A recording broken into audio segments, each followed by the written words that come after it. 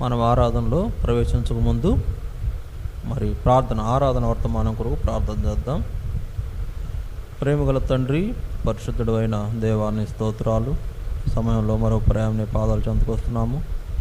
మమ్మల్ని ప్రేమించి మీరిచ్చిన ఈ శ్రేష్టమైన ప్రభు దినం బట్టి స్తోత్రాలు. మిమ్మల్ని ఆరాధించినట్లు మాకు సహాయం చేయండి. వాక్యం ద్వారా మాతో మాట్లాడము, అనేక విషయాలు తెలియపరచము, నిన్ను ఆరాధించడం మమ్మల్ని సిద్ధపరచమని ప్రార్థన చేస్తూ మీ దాసుని మీ బోరగా వాడుకోండి. నీ ప్రజలతో మాట్లాడి మిమ్మల్ని ఆరాధించినట్లు మమ్మల్ని సిద్ధపరచమని ప్రార్థన చేస్తూ సహాయం చేయమని యేసుక్రీస్తు వారి శ్రేష్టమైన నామమున మిమ్మల్ని స్తుతిస్తూ ప్రార్థించి వేడుకొనుచున్నాము తండ్రి, ఆమేన్.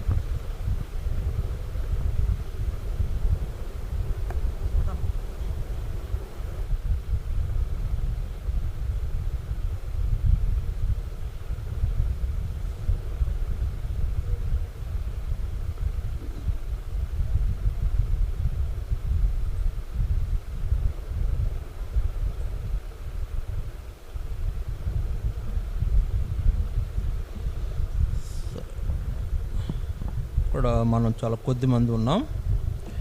మరి కొద్దిగా వర్తమానం చూసి మనం దేవుణ్ణి ఆరాధిస్తాం. మరి క్లుప్తంగా వర్తమానం చూసుకొని ప్రభువుని ఆరాధిస్తాం. మరి ఆరాధన కూడా త్వరగా ముగించాలంటున్నాం. జ్ఞాపకం చేసుకోండి, దేవుని వాక్యంలో యోహాను సువార్త 4వ అధ్యాయం, యోహాను సువార్త 4వ అధ్యాయం 24వ వచనం. యోహాను సువార్త 4:24 అందరం కలిసి చదువుదాం. యోహాను సువార్త 4:24. దేవుడు ఆత్మ గనుక ఆయన ఆరాధించువారు ఆత్మతోనూ సత్యముతోనూ ఆరాధింపవలెననెను. మళ్ళీ చదువుదాం.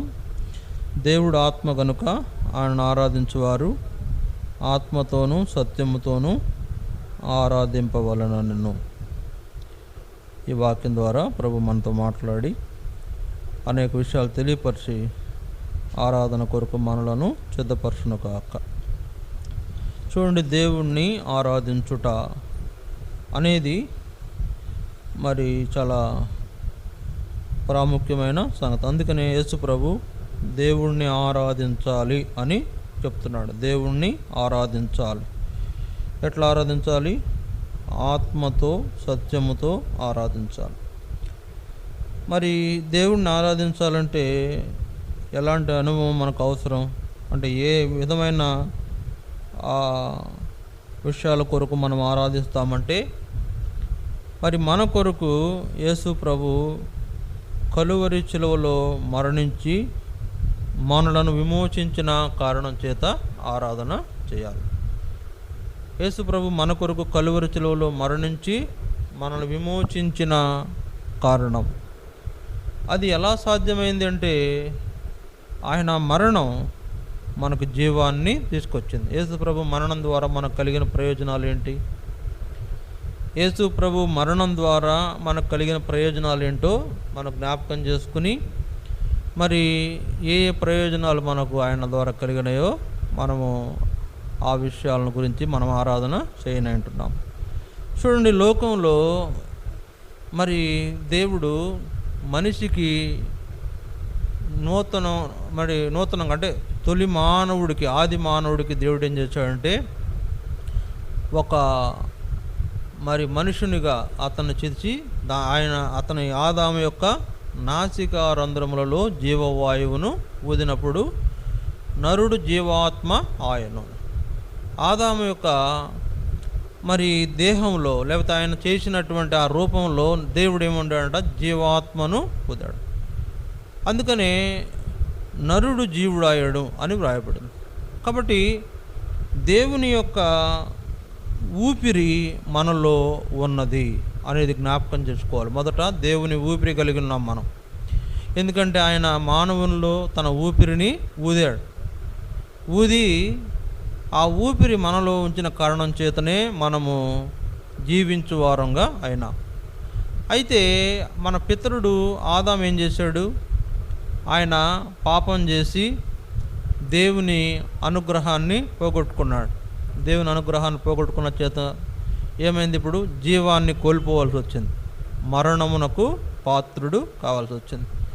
దేవుని ఉద్దేశం ఏంటంటే ప్రతి ఒక్కరూ తన వలె జీవం కలిగిన వారు ఉండాలని ఆయన మానవుని కోరుకుంటూ వస్తే, మానవుడు తన పాపం ద్వారా ఆ జీవాన్ని కోల్పోయి మరణానికి పాత్రుడైనాడు. పాపము ద్వారా మరణం వచ్చింది.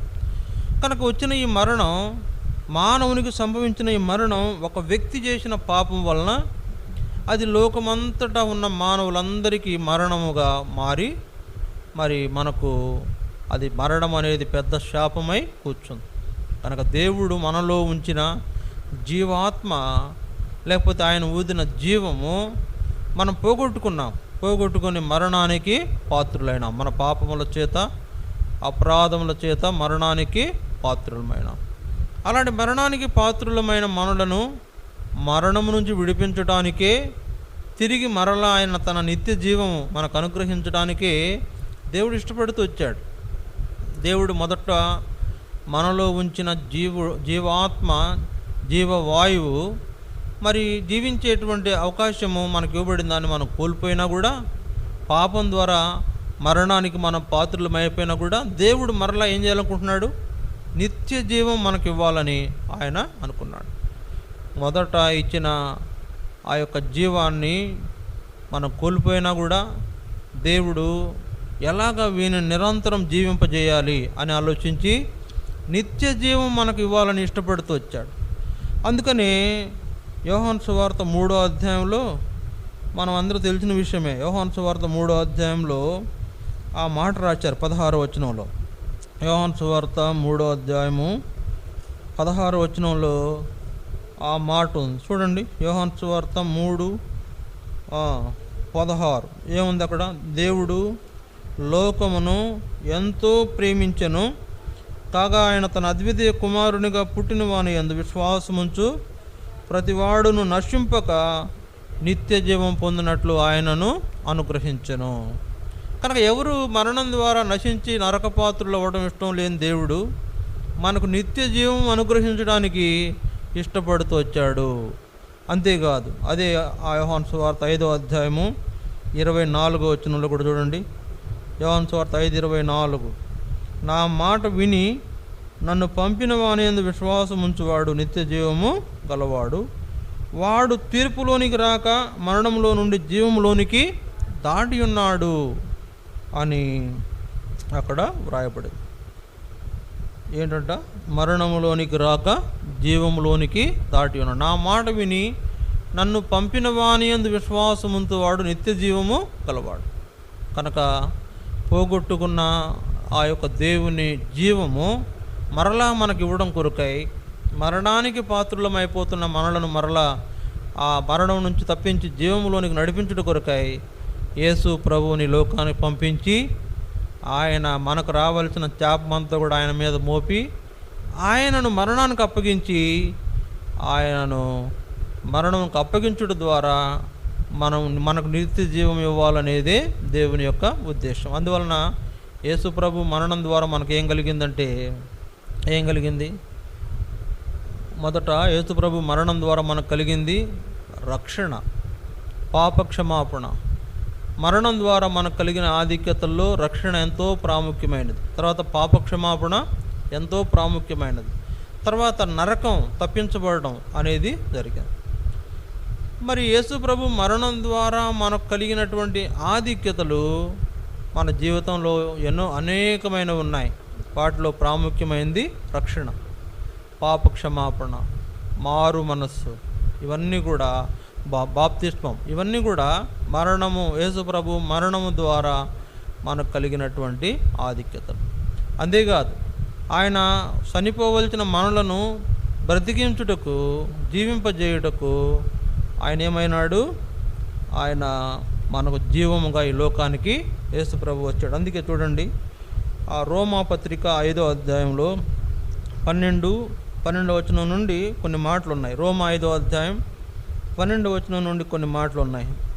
ఇట్లుండగా ఒక మనుషుని ద్వారా పాపము ద్వారా మరణమును లోకములో ఎలాగూ ప్రవేశించనో, అలాగుననే మనుషులందరూ పాపం చేసినందున మరణము అందరికీ సంప్రాప్తమాయను.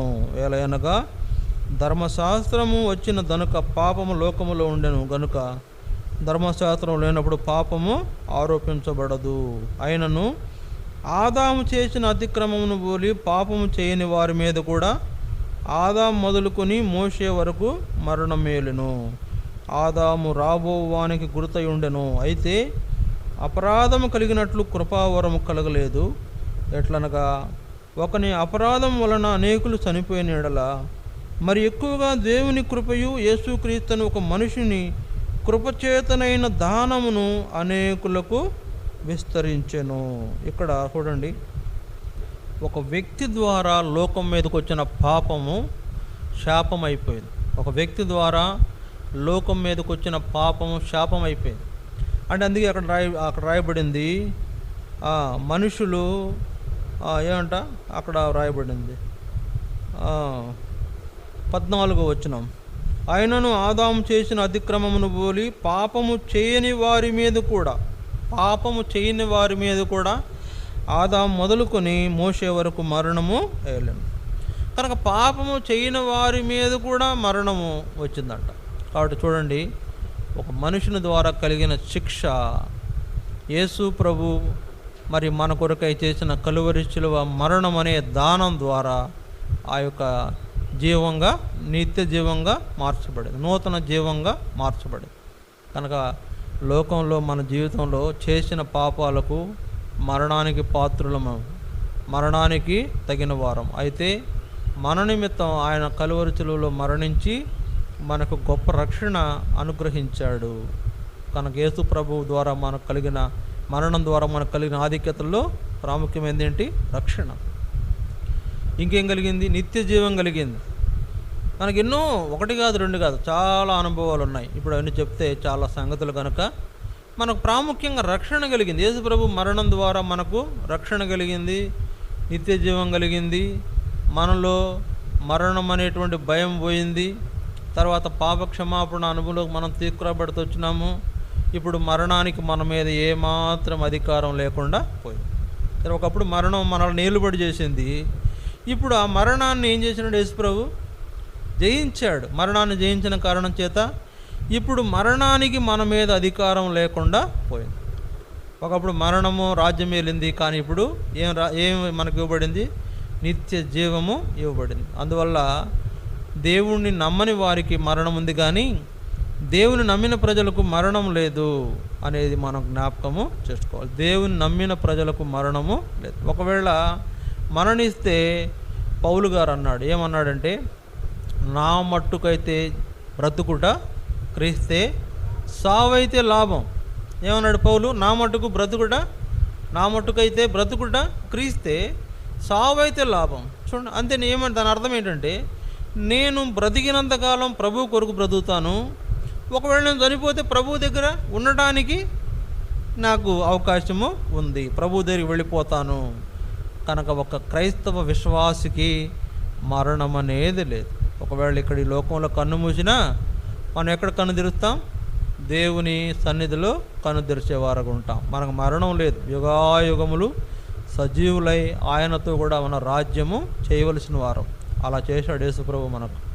అది నిత్య జీవం అంటే ఎల్లప్పుడూ బ్రతికుండటం, ఎల్లప్పుడూ జీవించటం, ఎల్లప్పుడూ జీవించేటువంటి ఆధిక్యత యేసు ప్రభు ద్వారా మనకు కలిగింది. ఆయన కలువరిచిలో మరణం ద్వారా కలిగింది.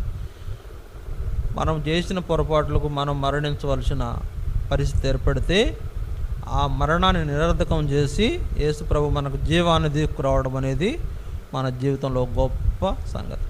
కనుక లోకస్తులు చనిపోతే వాళ్లకు ఏముంది? లోకులు అంటే ప్రభువుని ఎరగని వారు చనిపోతే ఏముంది? నరకం ఉంది, అగ్ని ఏమంటారు? అగ్ని గుండం ఉంది, లేకపోతే అగాధం ఉంది, పాతాళం ఉంది. కానీ ప్రభువుని నమ్మి చనిపోయిన వాళ్ళకి ఏముందంట? మరణము లేదు. వాళ్ళు ఎక్కడ దాటిపోయారంట? జీవంలోనే దాటిపోయారు. వాళ్ళు ఎప్పుడు యుగాయుగాలు జీవించి ఉంటారు, యుగాయుగాలు ప్రభువుతో కూడా ఉంటారు, ఆయనతో ఆనందించేవారు ఉంటారు. మరణం ద్వారా మనకు కలిగిన ఆధిక్యతలు ఇవే. కనుక మనం అంటే యేసు ప్రభు మరణం ద్వారా మనకు కలిగిన ఆధిక్యతలు, మనకు ఎన్నో రకాలైన ఆధిక్యతలు మనకు ఇవ్వబడుతూ వచ్చినాయి. ఎందుకు ఆరాధించాలంటే అయా మరణానికి పాత్రుడనైన నన్ను నువ్వు నా మరణం నుంచి తప్పించి నన్ను నిత్య జీవానికి వారసునిగా చేశావు. తర్వాత నూతనమైన జీవము నాకు అనుగ్రహించావు. నాకు గొప్పదైన రక్షణ కార్యము నా జీవితంలో జరిగించావు. నా జీవితాన్ని నాశనం కాకుండా కాపాడావు. నాలో ఉన్న పాపాల నుంచి నన్ను విడిపించావు. నన్ను నూతన మార్గంలో నడిపించావు. దేని ద్వారా? యేసు ప్రభు మరణం ద్వారా. ఇప్పుడు నూతన జీవం, నూతన మార్గం, నూతన ఏర్పాటు మన జీవితంలో మనం కలిగిన వారంగా చేయబడడం అనేది సామాన్యమైన విషయం కాదు. యేసు ప్రభు మరణం సామాన్యమైనది కాదు. ఆయన మరణం ద్వారా మనకు లభించిన ఆధిక్యతలు కూడా సామాన్యమైనవి కాదు. ఎంతో గొప్ప క్రయం చెల్లించబడితే వచ్చిన ఆధిక్యతలు. ఎంతో వెల ఇచ్చి ఆధిక్యతలన్నీ మన కొరకు సంపాదించిన యేసు ప్రభు. లోకంలో మరి మనము ఈ ఆధిక్యతలు బయట కొనలేమండి. బయట మార్కెట్లో దొరికేవి కాదు. ఎక్కడ ఇవి ఎంత క్రయం ఇచ్చినా కూడా లోకంలో పెట్టి మనం పొందలేం. మరి ఎలా పొందగలమంటే యేసు ప్రభు ద్వారానే పొందగలం. అది మనకు ఆయన ఎలా ఇచ్చాడు? ఉచితముగా ఇచ్చాడు. ఉచితముగా, ఫ్రీగా ఈ వరాలన్నీ, ఆధిక్యతలన్నీ, ఆయన మరణం ద్వారా మనకు కలిగిన ప్రయోజనాలన్నీ మనకు ఉచితంగా ఇచ్చేసాడు యేసు ప్రభు. మన కొరకు ఆయన క్రయం చెల్లించి మనకి ఇవన్నీ కూడా ఉచితంగా అనుగ్రహించిన యేసు ప్రభు. అందువలన ఆయన మరణం ద్వారా మనకు కలిగిన ఈ ఆధిక్యతలన్నిటిని బట్టి మనం ఏం చేస్తామంటే ప్రభువుని ఆరాధిస్తాం. చూడండి, ఆదాము మరణం తీసుకొచ్చాడు. అందరికీ మరణం వచ్చింది ఆదాము ద్వారా. కానీ మొదటి ఆదాము ద్వారా మరణం వస్తే కడపటి ఆదాము ఏం చేశాడు? జీవాన్ని తీసుకొచ్చాడు. కడపటి ఆదాము జీవాన్ని తీసుకొచ్చాడు. మొదటి ఆదాము మరణం తీసుకొస్తే కడపటి ఆదాము జీవాన్ని తీసుకొచ్చాడు. ఆ కడపటి ఆదాము ఎవరో కాదు, ప్రభు అయిన యేసుక్రీస్తు వారు. ఆ కడపటి ఆదాము ప్రభు అయిన యేసుక్రీస్తు వారు. కనుక యేసు ప్రభు ద్వారా మనకు కలిగిన ఈ యొక్క ఆధిక్యతలను బట్టి మనం ఏం చేయాలా? ఆరాధన చేయాలి. చూడండి, లోకంలో మనము పొందిన ఈ ప్రయోజనాలు మరి అంటే ఒకవేళ ఊరికినే ఉచితంగా ఇచ్చినా ఎంతో గొప్ప ప్రయోజనకరమైన ఆధిక్యతలు. అందువలన ప్రభువా, నా జీవితంలో ఇన్ని ప్రయోజనకరమైన వాటిని నీ మరణము ద్వారా నాకు అనుగ్రహించిన దేవుడుగా ఉన్నావు. నన్ను మరణం నుంచి తప్పించావు అని మనం ఆరాధన చేయాలి. సరే, మరణం నుంచి తప్పించబడ్డాం, నిత్య జీవానికి వారసులుగా చేయబడ్డాం. అందువల్ల దేవుడిచ్చిన ఈ నూతనమైన నిత్య జీవాన్ని బట్టి మనం దేవుడిని ఆరాధిస్తాం. ఈ వాక్యాన్ని ఆధారం చేసుకొని మనం ఒకరి తర్వాత ఒకరు ప్రభువుని ఆరాధించండి. తర్వాత మన బలవర్తమానం కూడా చాలా క్లుప్తంగానే ఉంటుంది, త్వరగానే ముగించనంటున్నాం. దయచేసి ఆరాధించండి.